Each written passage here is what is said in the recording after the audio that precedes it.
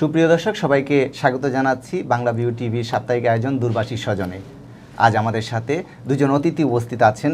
আমি পরিচয় করে দিচ্ছি। আমার সর্বডানে আছেন জালালাবাদ অ্যাসোসিয়েশন বাহরাইন এর সভাপতি এবং বঙ্গবন্ধু ফাউন্ডেশন বাহরাইনের সভাপতি কয়াস আহমদ। থ্যাংক ইউ ভাই, আপনাকে স্বাগত আমাদের অনুষ্ঠানে। এবং আমার ডানে আছেন জালালাবাদ অ্যাসোসিয়েশন ইউকে এর সাধারণ সম্পাদক এবং লন্ডন আওয়ামী লীগের আন্তর্জাতিক বিষয়ক সম্পাদক মোহাম্মদ আমিনুল হক জিলু। ভাই, আপনাকেও স্বাগতম আমাদের অনুষ্ঠানে। আপনাকেও শুভেচ্ছা এবং সবাইকে সালাম। আপনারা জানেন আমাদের অসংখ্য স্বজন প্রবাসে আমাদের কৃষ্টি কালচার এবং আমাদের বাংলাদেশের ভাষা এবং আমাদের বঙ্গবন্ধু, আমাদের দেশ, আমাদের সব কিছু নিয়ে বিভিন্ন প্রোগ্রাম আয়োজন করে থাকেন। সামনে যেহেতু মুজিব বর্ষ, আমরা এই দুই ভাইয়ের কাছ থেকে জানবো আমাদের মুজিব বর্ষ সম্পর্কে অনেক কিছু। আমাদের সঙ্গে থাকবেন। সবাইকে আবারও আমন্ত্রণ জানাচ্ছি। ভাই, সামনে তো মুজিব বর্ষ, আপনারা কি কি অনুষ্ঠান আয়োজন করছেন দেশের বাইরে? ধন্যবাদ বাংলা ভিউ এবং আমাদের আজকে সঞ্চালক সোহাগ ভাই, এবং ধন্যবাদ যারা আমাদের প্রোগ্রামটা দেখতেছেন বা দেখবেন। সবাইকে আমার পক্ষ থেকে এবং বাহরাইন জালালাবাদ অ্যাসোসিয়েশনের পক্ষ থেকে আন্তরিক শুভেচ্ছা অভিনন্দন।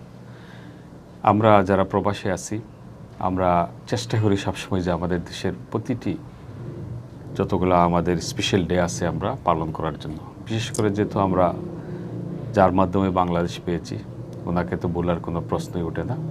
আগামীতে যে নতুন মুজিব বর্ষ আসতেছে, আমি বর্তমানে বাহরাইনের বাইরে বাংলাদেশে আছি। ওখানে যাওয়ার পরে আমরা বিভিন্নভাবে পদক্ষেপ নিব। ওইখানে বাহরাইন আওয়ামী লীগ আছে, আমরা সবাই সাথে মিলেমিশে বঙ্গবন্ধু ফাউন্ডেশন আমরা সুন্দর একটা অনুষ্ঠান উপহার দিব সবাইকে। এই যে মুজিব বর্ষ, এছাড়াও তো আপনি বিভিন্ন আন্তর্জাতিক দিবসে অথবা বাংলাদেশের যে 21শে ফেব্রুয়ারি, 16 ডিসেম্বর, এই সময়গুলোতে আপনারা বিভিন্ন অনুষ্ঠান আয়োজন করে থাকেন। এতে কি আপনাদের মানে ওই বাংলাদেশিদের কেমন সাড়া পাওয়া যায় যারা প্রবাসে আছেন? আমরা যারা প্রবাসে আছি, আমাদের কিন্তু অন্তরটা দেশেই থাকে, আমাদের প্রাণটা এখানেই থাকে। আর প্রবাসে যারা গেছেন বা কিছুদিন কাটিয়েছেন, তাদের মধ্যে এই অনুভবটা, এই ফিলিংসটা আসবে, নতুবা কেউ এটা বুঝতে পারবে না। আমরা যারা ওইখানে আছি, যেমন আমার একটা সংগঠন আছে, অরাজনৈতিক সংগঠন, আঞ্চলিক সংগঠন জালালাবাদ অ্যাসোসিয়েশন, যেটা অনেক পুরনো। আমরা জাতীয় যত প্রোগ্রাম হয় আমাদের, আমরা পালন করে থাকি। সবাই, প্রচুর লোক সাড়া দেয় ওইখানে। এটা আমাদের একটা আনন্দ মেলার মতো হয়, যেহেতু এটা অরাজনৈতিক সংগঠন। আমরা প্রত্যেকটা প্রোগ্রামই সুন্দরভাবে, বিভিন্নভাবে আমরা পালন করে থাকি। এবং আপনাদের চ্যানেলের মাধ্যমে আমি আসলে দু একটা কথা বলতে চাচ্ছি। আমরা প্রবাসীরা, বিশেষ করে মিডল ইস্টে যারা, জিল্লুবাই তো লন্ডন থাকেন, ওদের আলাদা কালচার। আমরা মিডল ইস্টে যা গরিব লোক, আমরা নিরীহ লোকজন, আমরা ওইখানেই বেশিরভাগ। ওই ওদের যে সমস্যা, এটা নিয়ে আমি কয়েকবার বলেছি এখানে। আমাদের যারা ওইখানে যাচ্ছে, অনেক কষ্ট, ঘরবাড়ি বিক্রি করে যাচ্ছে, কিন্তু ওইখানে স্থায়ীভাবে থাকার কোনো ব্যবস্থা নাই। ওরা অসুস্থ, বিভিন্ন সময় আমার জানা মতে প্রত্যেক সপ্তাহে একটা লোক ওইখানে মারা যায় প্রবাসীরা। তাদেরকে আমরা পাঠানো এবং অসুস্থ লোকজনকে সেবা দেওয়া, আমার জালালাবাদ অ্যাসোসিয়েশন সবসময় পাশে থাকে, ওদেরকে চেষ্টা করে। বা আমরা অনেক, আল্লাহ না করুক, ডেড বডি যা হবে পাঠাবো, এবং অনেক পাঠিয়েছি বাংলাদেশে। আমরা এই কার্যকলাপ অব্যাহত রাখবো। তবে আমাদের দু চারটা আবদার আছে বাংলাদেশে। যেমন আমাদের লোকজন বাংলাদেশে আসার পর এয়ারপোর্টে বিভিন্ন ধরনের সমস্যা পড়তে হয়। ওদেরকে যেন আমরা বাংলাদেশের যে রক্ষক, যারা বাংলাদেশের দেখাশোনা করতেছেন, আমি কাউকে নাম প্রকাশ করতেছি না, যে যে দায়িত্বে এয়ারপোর্টে আছেন, ওদেরকে যেন ওরা সেবা পায়, এটাই আমাদের কামনা। এবং আরেকটা গুরুত্বপূর্ণ একটা সমস্যা নিয়ে বলতে চাচ্ছি, যেটা হলো যে আমাদের প্রবাসের কিছু লোকজনের, যাদের কিছু জায়গা জমি আছে এইখানে, অনেক কষ্ট মেহনত করে কিনেছে বা এরা এগুলা রেখে গেছে। অনেক সময় দেখা যায় এখানে কিছু প্রতাপশালী বা দলীয় বিভিন্ন ধরনের লোকজন এইটাকে দখল করার চেষ্টা করে। তো এতে ওরা লোকজন বিভিন্নভাবে বিভ্রান্ত হয়, ওদের ক্ষতিগ্রস্ত হয়। এদিকে একটু লক্ষ্য রাখার জন্য আমি প্রশাসনকে অনুরোধ করব। ধন্যবাদ কয়েস ভাই আপনাকে। আসলে আমরাও চাইবো যাতে কোনো প্রবাসী এভাবে আপনি যেভাবে বললেন এভাবে কোনো হয়রানির শিকার না হোক। আমাদের দেশের সরকার, আমাদের দেশের প্রশাসন, আমাদের স্থানীয় যারা আছেন এটা একটু এদিকে নজর দিবেন। আমরা এবার একটু জিলু ভাইয়ের কাছে যেতে চাই। জিলু ভাই, আপনারা তো আছেন লন্ডনে, মানে একটা ভালো দেশে আছেন, এইভাবে কি কোনো ইয়ের সম্মুখীন হন আপনারা, হয়রানির সম্মুখীন, বা আসলে কি অবস্থা আপনাদের?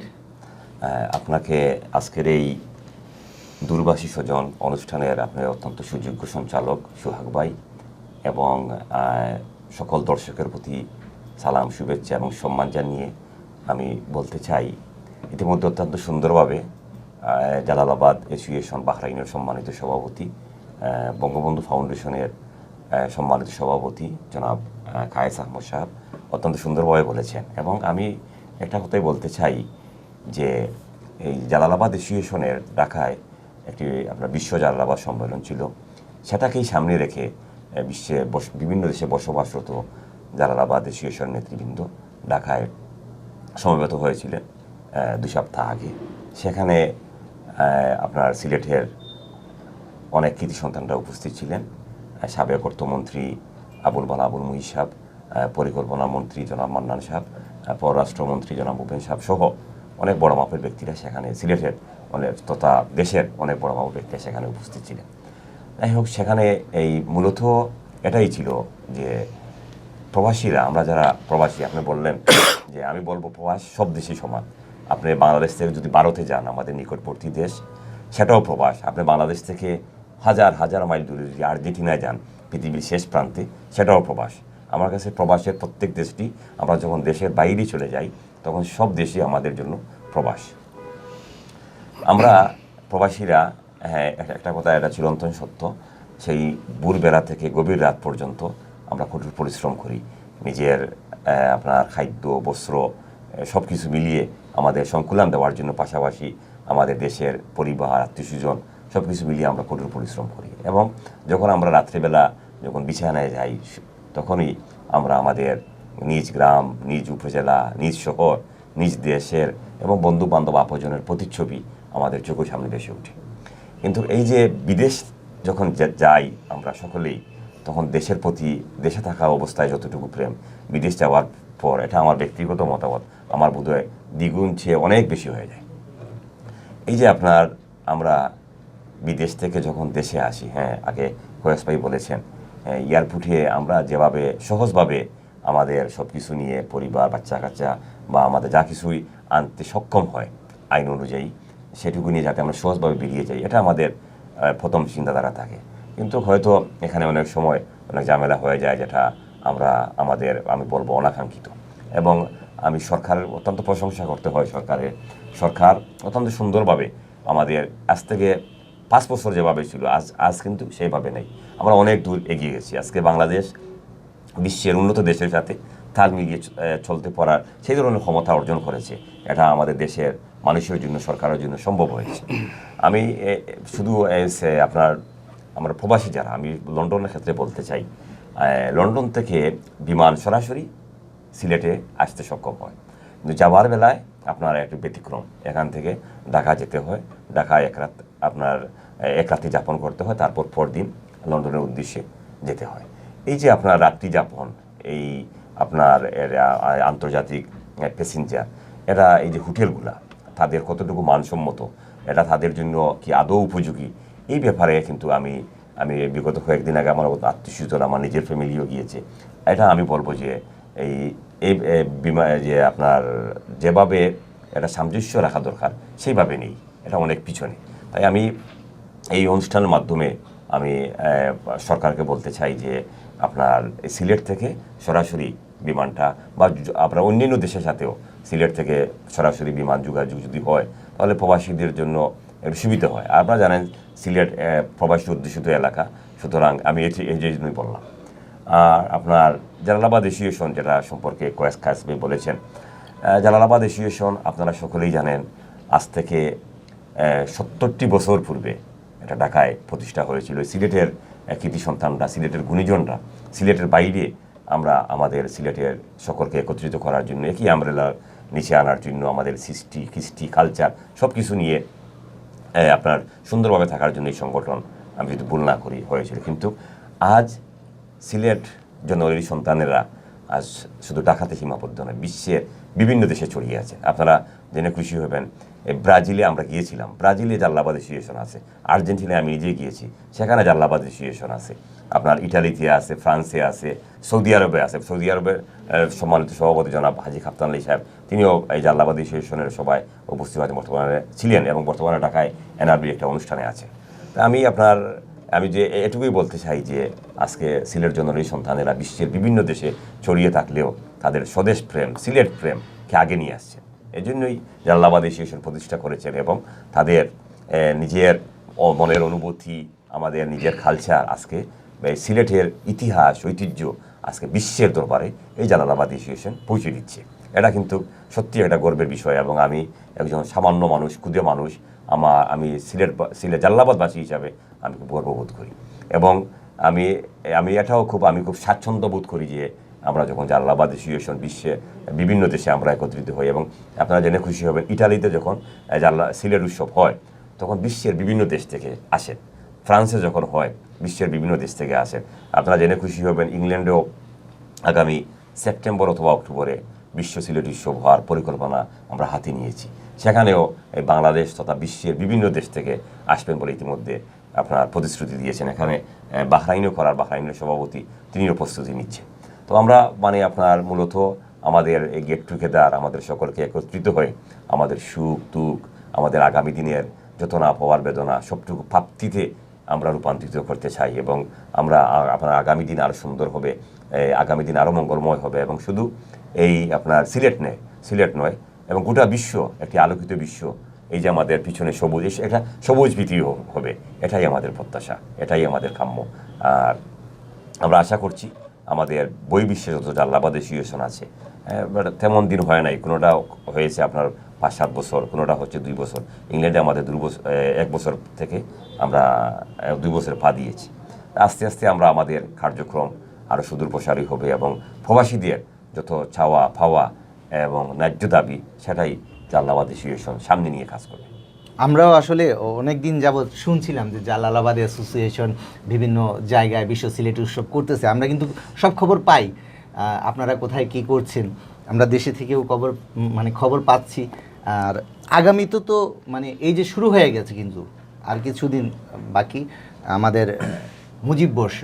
এই উপলক্ষে আপনারা যেহেতু দুজনই বঙ্গবন্ধুর আদর্শে রাজনীতির দল করেন বা আদর্শে আদর্শিত হয়ে এই দলের সাথে সম্পৃক্ত হয়েছেন, এই মুজিব বর্ষ উপলক্ষে আপনাদের কি কি অনুষ্ঠান আয়োজন করেছেন আপনি এবং কোয়েস ভাই ইতিমধ্যে বলেছেন। হ্যাঁ, আমি আপনার মুজিব বর্ষ, আপনার জাতির পিতা আসলে একজন বিশ্ব রাজনৈতিক অঙ্গনের গৌরব। আমরা অত্যন্ত সৌভাগ্যবান যে আমরা বাঙালি এবং আমাদের জাতির পিতা বঙ্গবন্ধু শেখ মুজিবুর রহমান। আজকে বঙ্গবন্ধু বিশ্বের যত আলোকিত নেতৃবৃন্দ আছেন তার মধ্যে অন্যতম একজন। আজকে বিশ্বের নেতৃবৃন্দ যখন আপনার যেসব রাজনৈতিক অঙ্গনে যেসব নেতৃবৃন্দকে নিয়ে গৌরব করা হয়, অহংকার করা হয়, তার মধ্যে জাতির পিতা অন্যতম একজন। এই জাতির পিতার কার্যক্রম এই প্রজন্ম, আমাদের যে প্রজন্ম, বিশেষ করে আমি বিলাতের কথা বলতে চাই,